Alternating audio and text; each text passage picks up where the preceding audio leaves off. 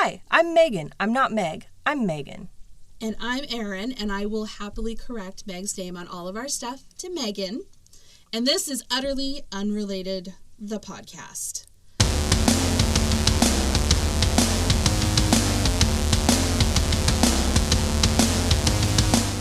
So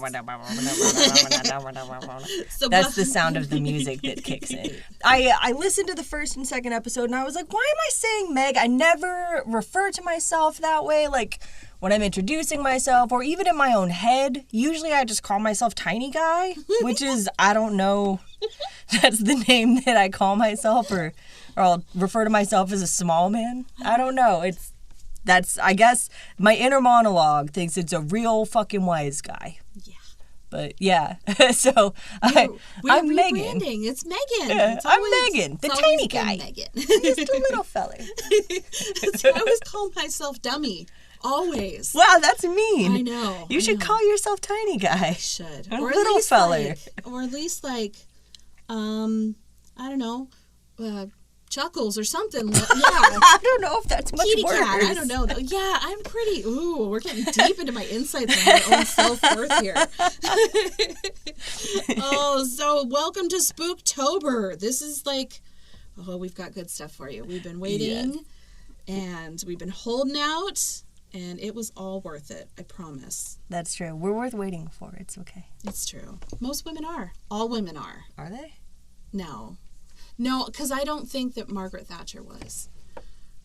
Oh, she was probably a stone fox. She's probably... You know what? I bet she might have been a bull crusher. Like maybe the actual thing? Yeah, maybe she literally stepped on balls. I had a friend who used to get paid to do that sort of work. For the record, I will do that kind of work and get paid for it. I will put my feet on OnlyFans. They're not fucked up or anything. They're just feet. I mean, I don't mind. It's just my feet. I have heard that actually from the same friend who used to do the ball crushing work. I've heard that footwork pays well and that foot guys are almost always super nice. I have heard and they're very super respectful. Yeah. So are peeing guys. Huh. The ones who are the receivers of the pee or the givers of the pee? Usually the receivers are very respectful and always pay. I can see that. Dope. I think the ones who pee on are the ones who are more likely to dip out without paying. Sorry, wrong room. Yeah, I don't know why I think that. I think I paid you in pee. Maybe in a past life, that's what I did. And I learned that getting peed on was the bad way to do it. I don't know. I just realized I've always thought that if you are the guy that pees on people and you pay up front and you're very respectful, I'm sorry. Feel free to email me, utterlyunrelatedpod@gmail.com, and tell me that I'm wrong. Because, honestly, though, equally, I know somebody who enjoys getting peed on, and I could see them skipping out on their tab. I feel like while they're busy, while I'm busy wiping my eyes clear and maybe patting off my mouth, that they're already gone. Pat drying my mouth and my face, they're already gone. Well, it turns out we have a lot in common. Oh, every time we talk, it's more in common. Yeah, every time. Today we just learned that we were, as small children, we ice skated at the same places around the same time, which is a trip. So, yeah, I mean, because we didn't always live in Oregon/Washington at the same time. You moved... Yeah, never. Yeah, you moved to Washington as soon as I moved to Oregon and flip-flop, when you were in Moses Lake... You were living already. I moved to Moses Lake in 2016. Okay, yeah. So we hung out in Oregon. We met in Oregon. 6 years after I moved back to Oregon. Yeah. Okay, redacted. You're right. That was stretching it. Okay, so I'm going to say, if you enjoyed today's episode, I'm going to go ahead and encourage you to do what I did, which was a deep dive on the Los Feliz murder mansion. And I'm going to give you the oversights, but if you want a really good in-depth deep dive, go to the Los Feliz Murder Mansion podcast on Spotify or iTunes, and it's a 7-part series done by Cloudy Day Productions. They put their heart and souls into this. Is this the Hodel house? This is not the Hodel house, but I can't fucking wait to do the Hodel house. I want to do the Hodel house so bad. Oh my God, I know so much about the Hodel family. Me too. Oh, we should do a super episode, and we'll just be like tit for tat. Oh, that's so wonderful. Yeah, unfortunately, this is a different doctor. A different set of murders. Different rich white guy. Damn, different fancy-ass house in Cali. Different fancy.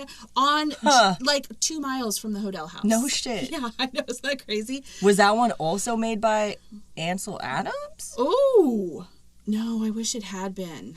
Because this one has weird architecture as well. Which they talk about because of when it was built. They did some things for, like, Prohibition's sake to make, like, little hidden speakeasies and stuff, and now when you look at it, it's just creepy. Like, it's a stairway in a really odd place that goes up to, like, a quote-unquote ballroom, but was really, like, their hidden bar. I'm telling you, like, the people at the podcast... Do they do tours? You know what? I'm going to touch on that. Oh, cool. Sadly, they don't. But, fuck. But that, they could in the future. I'm going to leave it like that. And so this podcast, the Los Feliz Murder Mansion podcast, goes in depth. Oh, yeah, definitely. And on Spotify, just like we are. Yes, we are. Because we've got our kinks worked out and we're on Spotify. So if you're listening to us on Podomatic or iTunes and you prefer Spotify, hop over there. We're there now. All our stuff is there. Our Instagram is live. We have stuff going up all the time in reference to our episodes. So if you wanted to know what Fred Luker's teeth look like and you don't want to Google it, just go to our Instagram. You have to see it. You have to see it. Oh, I trolled somebody so hard with this picture this week. Oh, it was so good. I got one of those random, like, hey, are you a sexy man?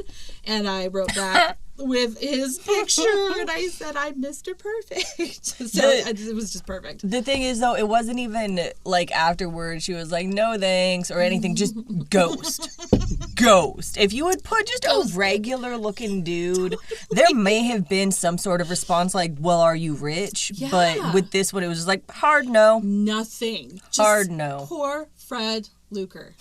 Oh my God. Fred. The thing is, he's got a really happy smile. Like, his eyes light up, but it's just, if he was wearing a mask, he'd have a lot of prospects. Oh my God, totally.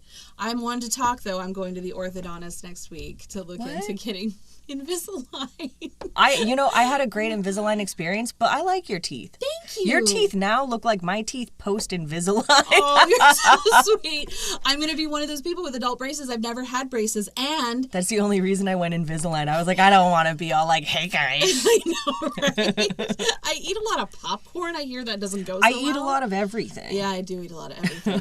But it turns out, so my front teeth have these 2 spots on them that have always been like tea stains, I thought. And I was like, oh, okay, I have tea stains. And so I go to, my dentist is Vietnamese, and his hygienist is like his Vietnamese cousin or something. She's amazing. And she's really dramatic and really loud. And so when she was cleaning my teeth, she's like, oh, and I was like, what is wrong? And she's like, I can't, when I go to clean your front teeth, they just start to crumble. I'm like, oh, shit. Jesus Christ, what do you mean? She's like, I try to get stained and teeth crumble. No good. So I went to a special advanced dentist, and I was like, my Vietnamese lady tells me my teeth are crumbling. And he looks at my teeth, and I was like, I think I have some enamel damage or something. And he's like, okay, let's do this, and let's do this. And then go like, oh, okay. And I was like, damn. That's never a good, That's never good, right? And he did the thing where, like, he pulled down his mask, and the other half of his face didn't match. I love that! That's my favorite thing. He wasn't ugly or anything. It was just like, whoa, that's the other half of your face. And so I did it back to him when he pulled his mask down, and he looked at me funny. Like, I looked at him, we had this moment, and it was like, oh, yeah, that's right. I'm super fucking awkward with people. And he was like, your bite is off. And so your back teeth are just or your bottom teeth are jackhammering into the back of your front teeth every time you eat or talk, and that your bottom teeth are never supposed to touch your top teeth, which apparently mine do. And so, like little tiny jackhammers, they're causing my teeth to crumble and to, like, erode in these weird ways. So I have to go get my fucking bite fixed with Invisalign, which is going to take Invisalign's the way to go. No. Mine, okay, you know how bad my teeth were. I never thought of them as bad. They had a mind of their own. They were free-spirited. That's all. So the weddings with seating charts? Yeah. This one had no seating chart. Oh. That is my mouth. And it was a bunch of people. You had nice eyes. It was just chaos in there. They were all just doing their own thing in various stages of disrepair. It was a Detroit housing project inside of my mouth. Oh. And so, no, it's fine. I moved to Washington and I had extensive dental work done with the goal of looking like Pete Davidson. And my orthodontist so kindly told me that my teeth are not and will not ever be the shape of Pete Davidson's teeth, that I need different teeth in order to make that a possibility. It's such a bummer because I have that dream as well. Yeah, no, you have the teeth of a normal person. All your teeth are different sizes that are the sizes that they're designed to be for teeth reasons. Pete Davidson has veneers, and so his teeth are designed for cosmetic reasons. That's what I get for researching my orthodontist. He was very, double board certified, all of that stuff. He loved learning, and he loved telling me the things that he had learned, and apparently that was, day one. A person without veneers cannot possibly look like Jim Carrey in The Mask. Oh. It's not doable. It's not doable. But anyway, with Invisalign, I went from whatever the fuck that was. She was still beautiful, everyone. She was still gorgeous. I had a great personality. She had a beautiful smile. She's the only one I who loved thought her teeth to were laugh. I have known Meg for a long time. She did not look like Detroit, but... No, it was bad. It was bad. I was like a female Doug Stanhope. Oh, no. That's just my personality. Not even the aesthetics. The aesthetics were far worse. So anyway... I think that I only actually had Invisalign on for a year and a half to bring everything to where it needed to be. And yeah, it was $5,500 or $4,500. It was like a used car. That's not bad. They told me I have as long as I have it, that's how long I have to pay it off. So. Oh. Huh. If I get a year and a half. We're not sponsored, but we would take Invisalign sponsors. Oh, yeah, I could use a second round. Yeah, My only advice, though, other than don't fuck it off, keep them in, is when all is said and done, do not get the permanent retainer. I am regretting it. Oh. I love to floss. Yeah, me too. It's impossible. Really? It is impossible. Your teeth are too perfect? No, dude. Oh. Look. Oh, wow. Okay. I'm showing Erin, for those of you with the permanent retainer, you'll understand, it's a bar that goes on the bottom teeth, essentially from canine to canine, to keep everything where it should be. And it sort of, by those being in line, it also, in my opinion, completely unresearched, keeps the top ones in line. Not well, and it's no substitution for a retainer, which I haven't worn in months, despite having just gotten them off and paid as much as a used Mazda. Slightly used Mazda. Slightly used. They retain 2010. They do retain their value. Right, yeah, they do. Not well, but they do. But yeah, don't get the permanent retainer because the floss that you have to use, it's needly and then thick and then regular. And so you have to kind of thread it through and kind of still try to effectively floss. It's not doable. Good to know. Yeah, I'm going to probably go to Moses Lake and get mine taken off so I can go back to flossing like a regular person. That's good to know. Thank you. Yeah, and if you work for Invisalign, hit us up. Yeah, let us know. Let us know how to... I don't know. Let them know that we love them. Yeah, no, I do. I enjoyed Invisalign. Oh. Invisalign. It did make it, they had to put these little bumps on my teeth so everything would stick because, I had to have teeth pulled down, pulled up, pulled over, all of the shit. And so they had to put bumps on there, and it looked like I had tooth cancer. Oh, shit. No, it's clear. You can't tell from, this much of a distance if I have a mask on. Oh. But if I don't, it's just whoa. See, I should have gotten on top of this at the beginning of the pandemic because then I could unveil my new smile. I kind of did that, actually. When we start to take off our masks. Yeah, I only actually I don't know, it was maybe 3 months before the pandemic that I got him on. Nice. Like, it was the June before. See, you've got foresight. Yeah, I'm good like that. I am good like that. But, I mean, it's probably, there's no end in sight, so just get it now. Fucking A, right? Okay, so let's dive in. So I did a deep dive on the Los Feliz murder house, which I had known about for a while. And mostly because when we were in LA the last time, I wanted to drive by all the places that I've never seen before, which is, I mean, a lot. Not in LA that much by any stretch of the imagination. But, like, I wanted to go by the American Horror Story murder house, which I did. And they had gates up all around it because they were filming something else there. So that was like, wah, wah. What the fuck else could they film there? That is now the thing that, so I didn't know that was an actual house, not just a set. Oh, well, I don't know how much of the inside of the house they actually filmed in, but I know a portion of it at least. But they didn't go to the bowling alley because there's apparently a bowling alley in the basement. No shit. So cool. Is it actually haunted? That is debatable. Okay. I would say yes. Just the vibes I got from it pulling up in front of it. A lot of people say no, it's fine, you know, but they want to retain their skepticism. Right, that's cool points. But the outside is exactly at, like, unkempt lawn. Mm-hmm. Oh, fuck, that's awesome. So at least when I was there, yeah. I was under the impression that was supposed to be the Hodel house. Because in American Horror Story, like, the first / best season... Totally, right. Totally. It just was undebatable. On the first season, they had definitely done a nod to George Hodel for fucking sure. Oh yeah, and unless there's another dude who's just like that. No, that was definitely a Hodel thing. And then I thought even so too. like even down to the wife and his relationship with the wife, and like, I mean, he didn't have the young son that died. That was definitely Lindbergh vibes. Mm-hmm. But yeah, I mean, for sure, it was Hodel-y. Which I'm sure everyone else has done a deep dive on the Black Dahlia. If you haven't, you should then join our club of people that have. But it was Hodel. It was obviously George Hodel. And you know what always threw me off was how they said that there was feces in Elizabeth Short's stomach. And then I just pictured him making her eat poo. Yeah. It really disturbed me. But it turns out it's more than likely contamination from the fertilizer bags that her body was placed on once it was bisected.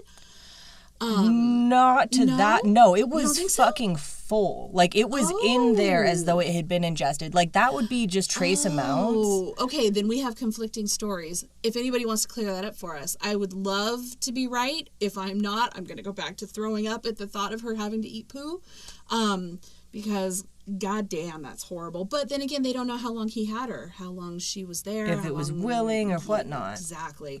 The horrors that puts in my brain are just innumerable. So, yeah. Yeah, so this one, I wanted to also see the Hodel house, couldn't get to it. There was all these problems. They were just fucking problems. I was like, don't you know I'm here? I'm in LA. I want to see these things. It's a cursed visit. Right? I didn't get to see the fucking...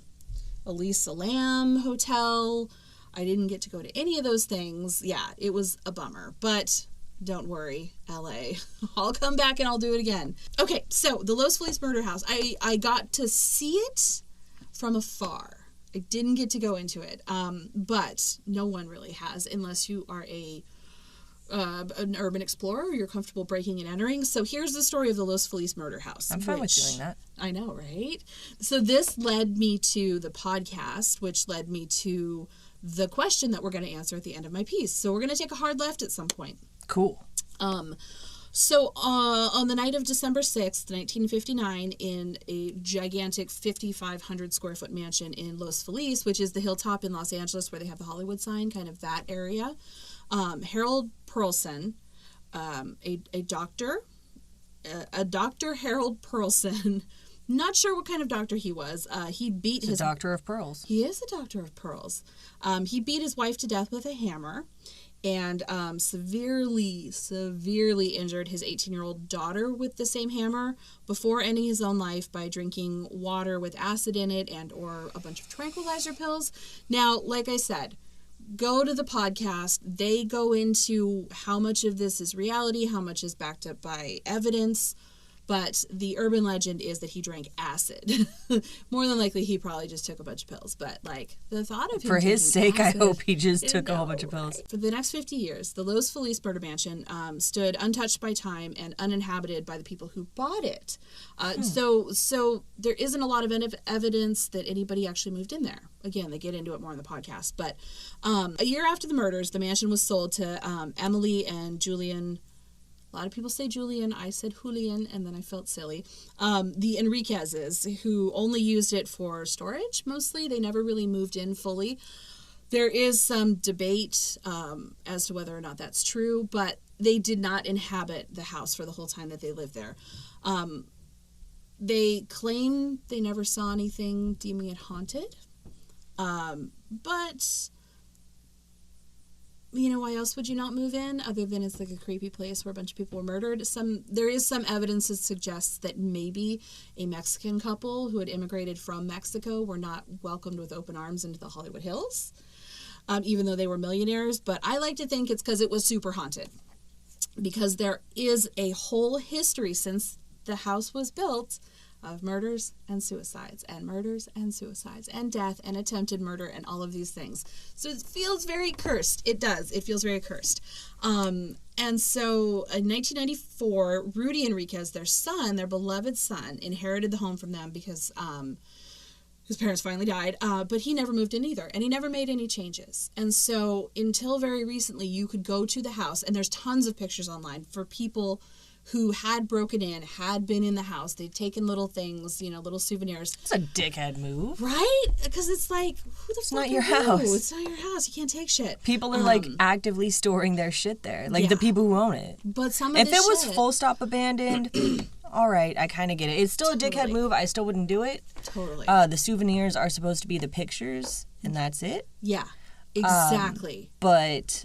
yeah, if somebody's actively storing their shit in there and that's the person who lives there, that's a real dickhead move. You don't know what's just left over, or that's, maybe that's their favorite coffee cup, or you know what I mean? See, and to make it more complicated, when the house was sold through the probate estate of Dr. Perlson, it was sold to include all of the personal belongings and furniture in it.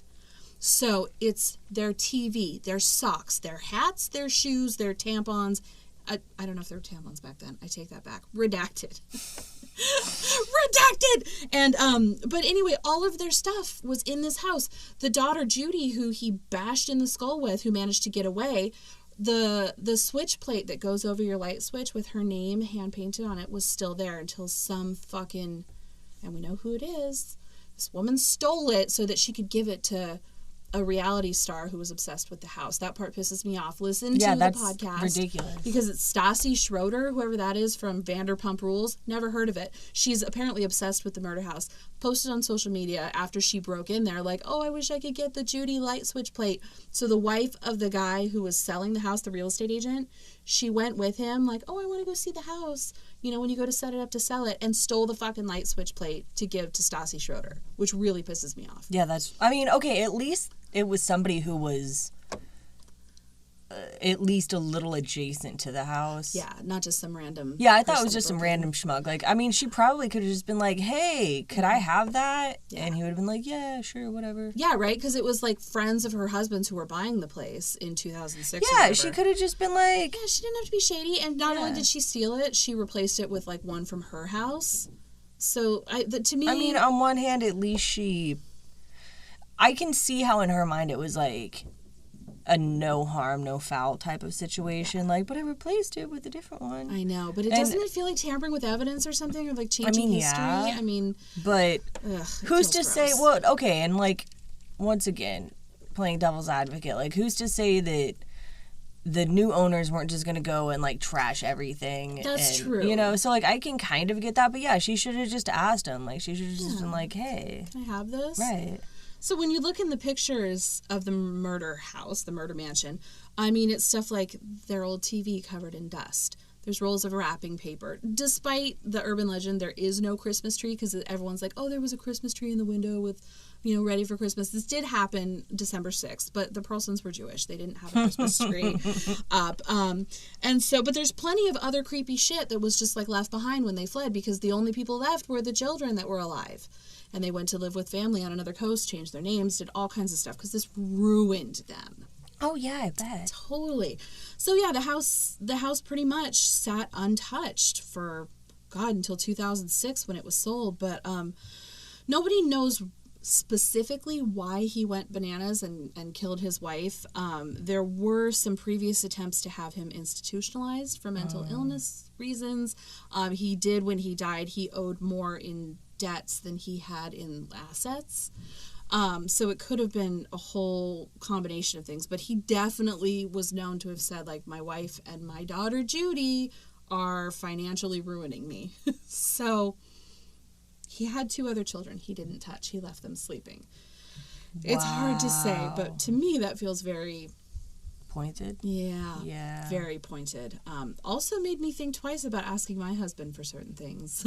Yeah. Because you got to remember, anyone can snap for any reason. I don't think Dave would snap, though.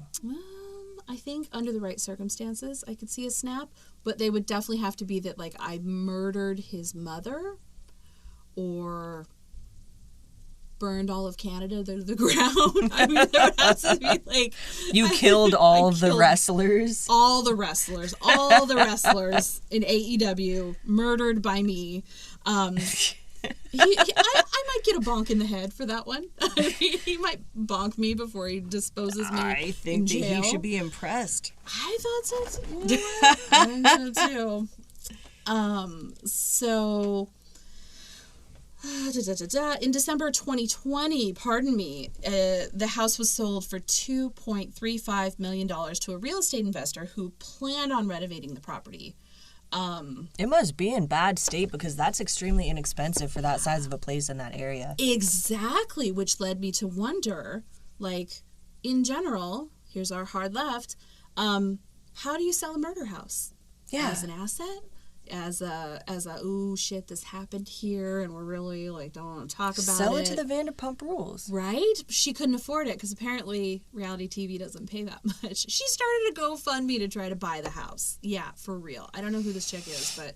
I don't like her because I don't understand why it's called... Who is Vanderpump? Right? Why do they rule? Or is it a list of rules that the Vanderpump has set out? Exactly. I mean, I definitely confused the Vanderpump thing with Vanderbilt and immediately thought of Anderson Cooper's mom. Yeah, but I like that. That's wholesome. I know. That's why I was on board with it until I figured out that wasn't her. For some reason, Vanderpump Rules just seems very, like, Degrassi mixed with, like, Cider House Rules. Ooh, see, and I was thinking, like, a Keeping Up with the Kardashians, but also with, like, a side of Bad Girls Club. Now, see, after you said it was a reality show, my mind kind of went there with it. But I had the impression that it was, like, a Degrassi-style show that may have been on Disney. I can see why. Vanderpump Rules. Yeah. It sounds just like something that, an 11-year-old would watch. See, I would... Okay. I thought maybe it was about shoes because pumps. Yeah, actually, that was a thought, too. Right? So maybe it's a Disney show about a kid's empire of shoes? That sounds fucking annoying. I bet all of those are better than what it really is. And I'm going to resist the urge to Google No, I'm going to Google it, like, immediately after I leave. I need to know, though, that, like... I want to know what she looks like. I want to know what she is. Totally. So now with this particular house, I did some research and there are all kinds of problems with it because of where it is built, the way it is built, and how it is not up to code. To bring the entire thing up to code, you would have to, even if you tore the house down to the studs to redo it, because the plumbing is fucked, the electrical's fucked, everything that is wrong with this house that you want to fix cannot be fixed by today's modern code standards, which is one of the problems that the people keep running into when they buy it. I don't know how to solve those, not my department. But I definitely started thinking, like, okay, murder house real estate, right? Like, what if I fail at podcasting? Is this something that I could get into? The answer is definitely yes. I feel like I would be very good at it, mostly because I know so much about it. Like, just offhand, I know that John Wayne Gacy's house was demolished because it was such a blight on the neighborhood and the city. Nobody wants to buy Jeffrey Dahmer's childhood home because his first murder was committed there. So like I already have these things out of my head. The Ward Weaver house was demolished. Torn down to bits. And that was actually he was renting that. Oh, man. And the person who owned it was just like, yeah, I'm going to cut my losses with this. Mm-hmm.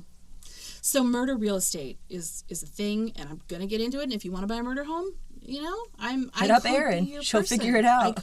I will figure it. I won't take that much commission. Not that much. What, 3%? That's normal. Also, if you are capable of writing a succinct description of the entirety of Vanderpump Rules. Oh, yeah, send it to us. We'll read a paragraph about it. Hell yeah. If you want to just give us a paragraph about, like, this is what it is, then we're down. I want to hear it. Yeah. Email us, whatever. DM us on Instagram. So it's split right down the middle. So murder houses either tend to be discounted by at least 10 to 15% because of the stigma, depending on the murder, or it could bump it up to 20%. It could be like 15 to 50% discounted, in that range, depending, or it can bump it up to 25% above what you would normally ask for that house because it is, a lot of times it's a very fancy house. Murder's a fancy people crime for sure. Yeah, for sure, right? And it's usually a mansion or a farm or something. The Valeska Axe murder house, that's a farm if they ever sold it, I'm sure, because it's infamous as being the Axe murder house. It would sell for above, that look, you're not sure about what that is. Is that the one where they noticed footprints in the snow going up to the attic, and then like the maid had noticed it, and then like everybody got killed and there was no footsteps going out of the snow? That's right. Oh, spooky. Spooky. I've read so many creepypastas that were kind of like based around that, and that's my favorite. Oh, totally. And the Conjuring house is up for sale as of today, which is September 23rd.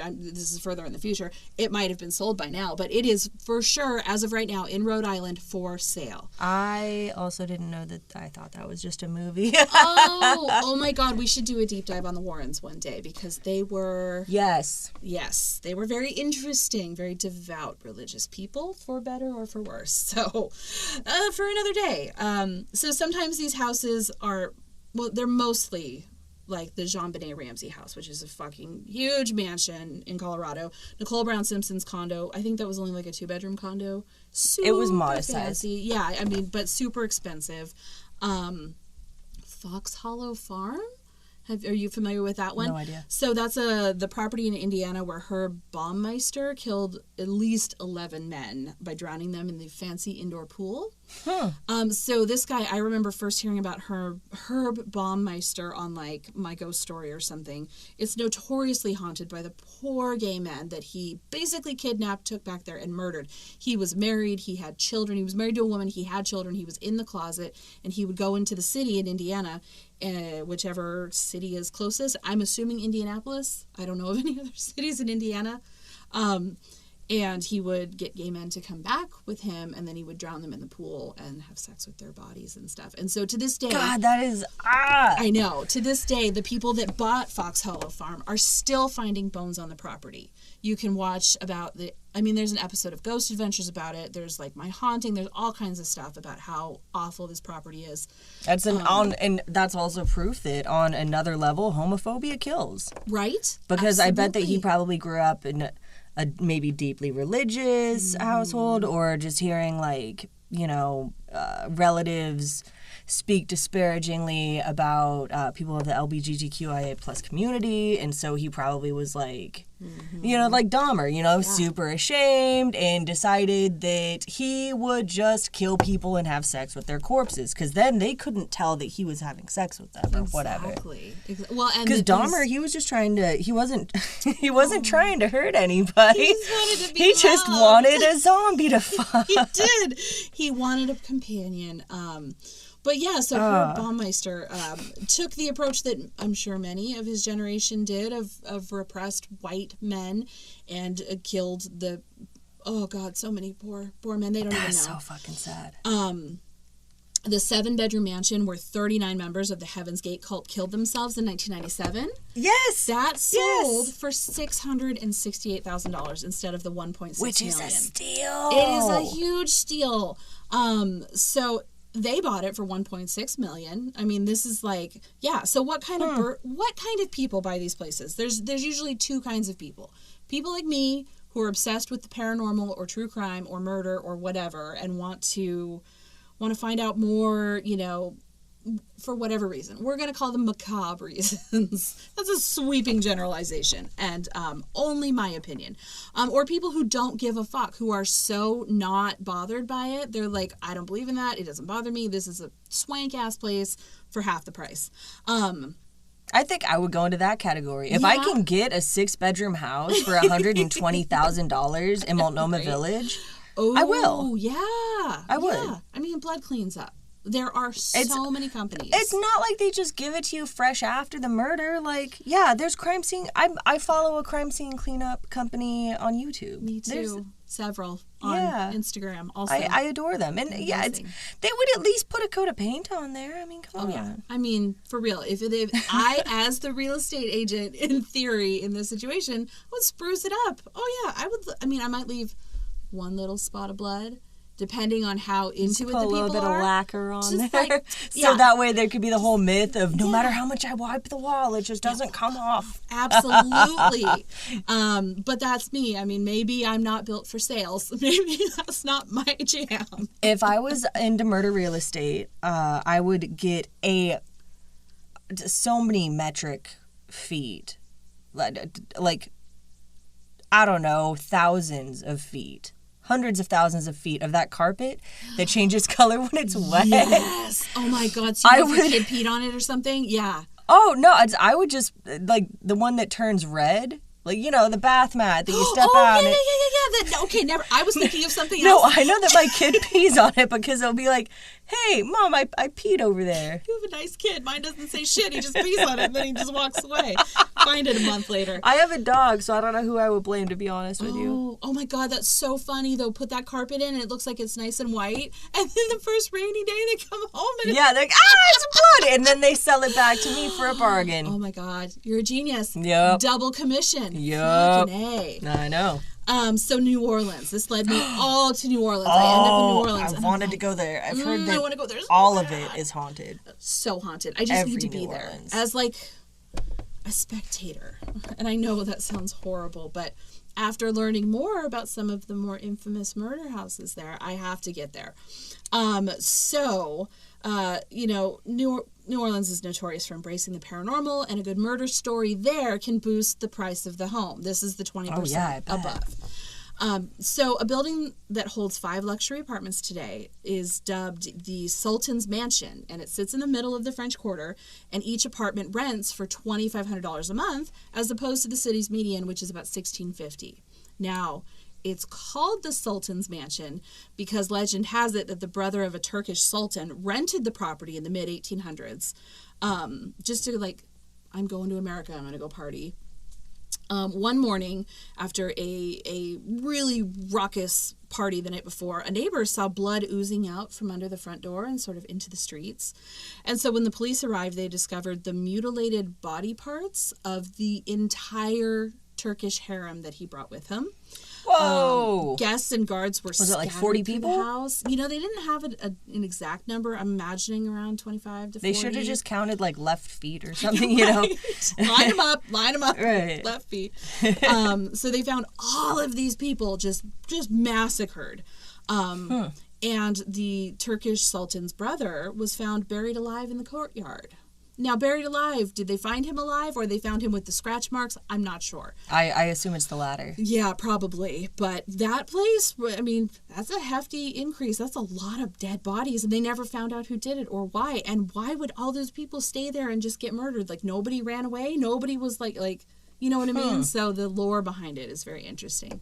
Or, of course, There's the La Laurie Mansion, which was in the Coven season of American Horror Story.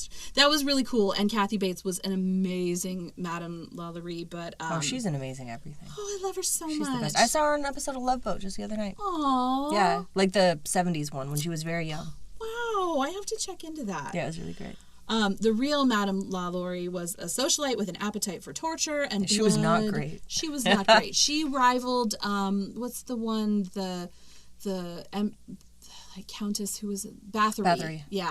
Yeah. She was like up that. She was worse than Vlad the Impaler. She definitely was. He was a little one note, to be honest. For real, right? Like the stake up the butt through the mouth. I mean, come on. You can only do that a few times before it's like, yeah, okay, we get it. Yeah, okay, poop's coming out their mouth. It's funny, you know, but like... It's only funny like 4 times. I know, right? You shake their bodies and like... A little more poop falls out. Like, yeah, it is one note. Yeah. I'm with you 100%. Shit, this woman was creative, though. She was, for real. And the depths of her depravity were revealed when a fire swept through the mansion in 1834, and firefighters discovered more than a dozen slaves that had been chained and caged in the attic who had been viciously tortured, which, you know, kudos to American Horror Story for their, I'm going to say, as historically accurate as possible. It was comparatively G-rated, though. Yeah, for real. And so Nicolas Cage one day was like, I'm going to buy that place. Of course he fucking will. Yeah, He's going to fill it with paintings of himself, oil paintings. But not money for hair plugs, you know, like... Oh, no. Have you seen... I've seen. Yeah. I feel like... He got him on his face, too. He did, didn't he? Yeah. That's more than just for men. It's just for nobody.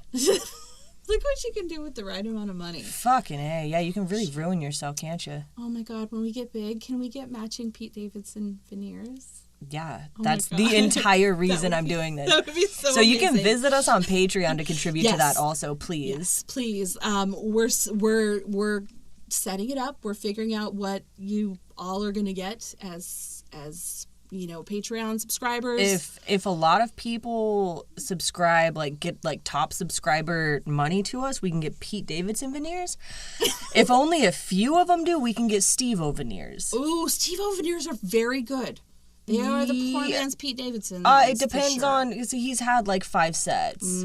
Steve-O has. So I like it when he doesn't have them on and he's just got like weird little pointy gremlin teeth. Yeah. No thanks. Terrifying. Oh my God. If we only get like 2 subscribers, that's what we're gonna end up with is the D. Snyder special. We will. Where we just have pointy little demon teeth. Where they file them down to prepare for the veneers, but we haven't been able to. Yeah. We're making installment payments, but we're sketchy, so we have to pay in advance. Right?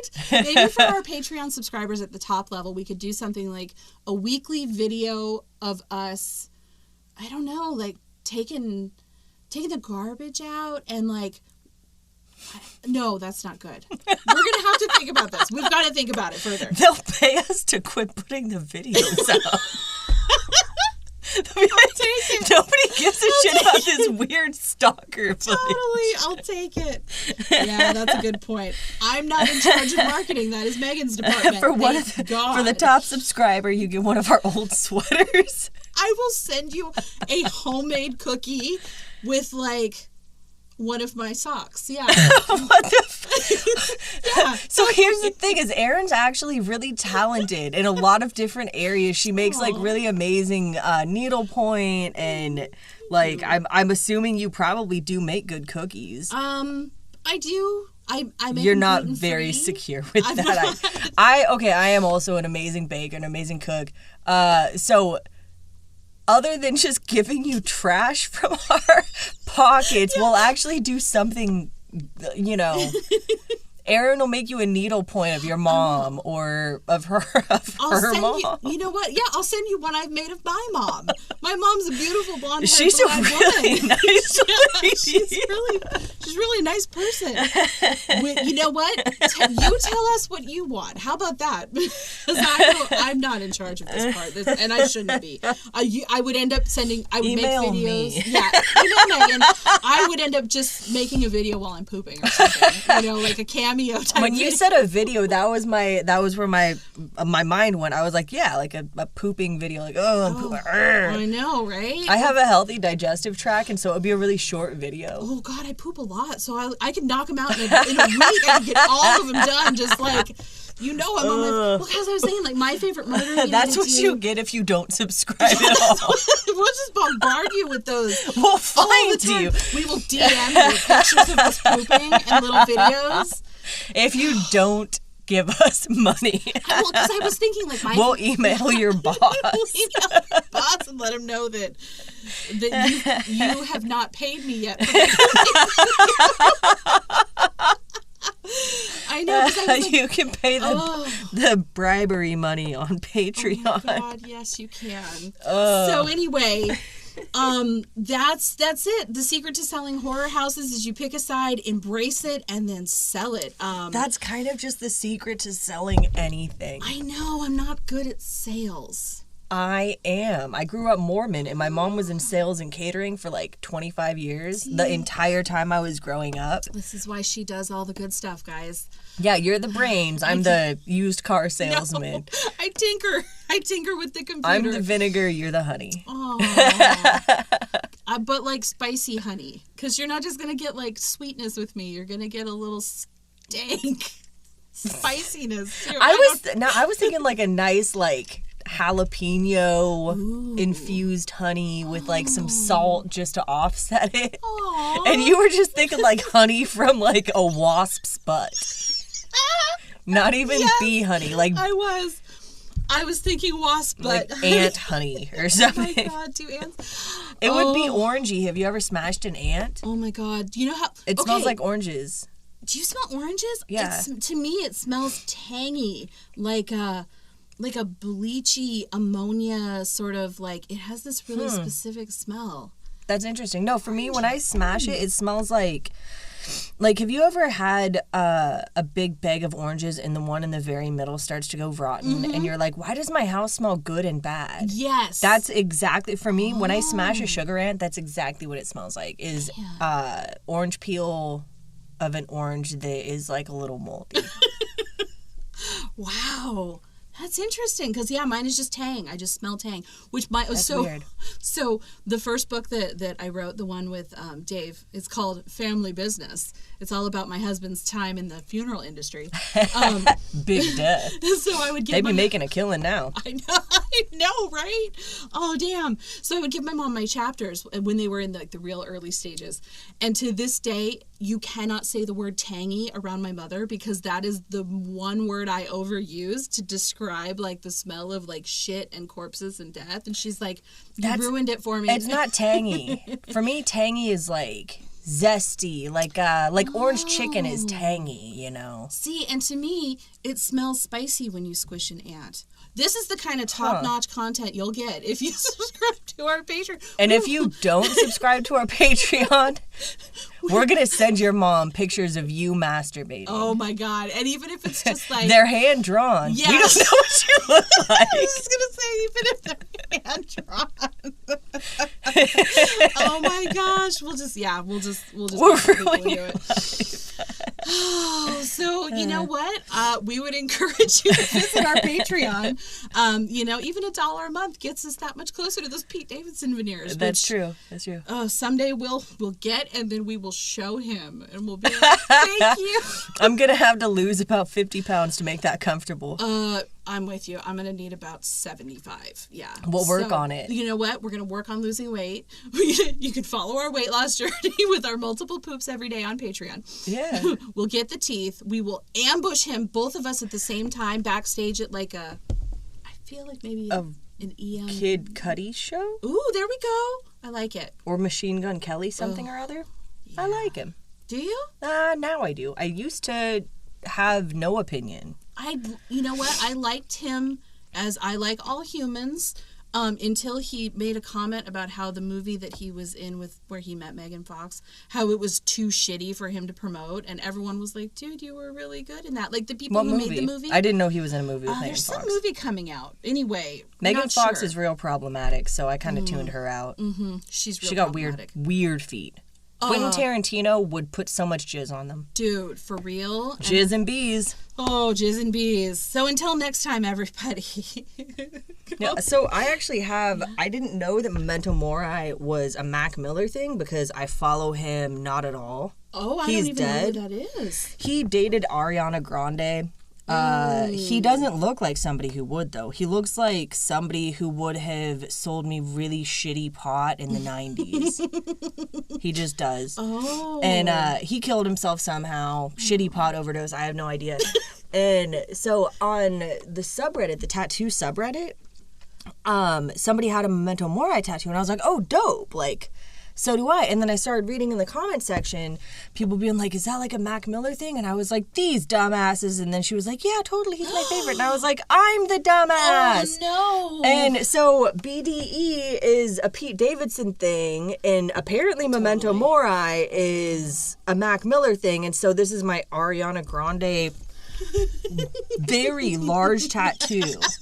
We'll put it up on our Patreon for you to see. Yeah. Wow, that's amazing. Yeah. I had no idea. We better still be recording because that was okay. Good. Yeah. Don't worry. I couldn't stop it once we talked about BDE. I mean, Google it if you need to. But I do have BDE. I love it.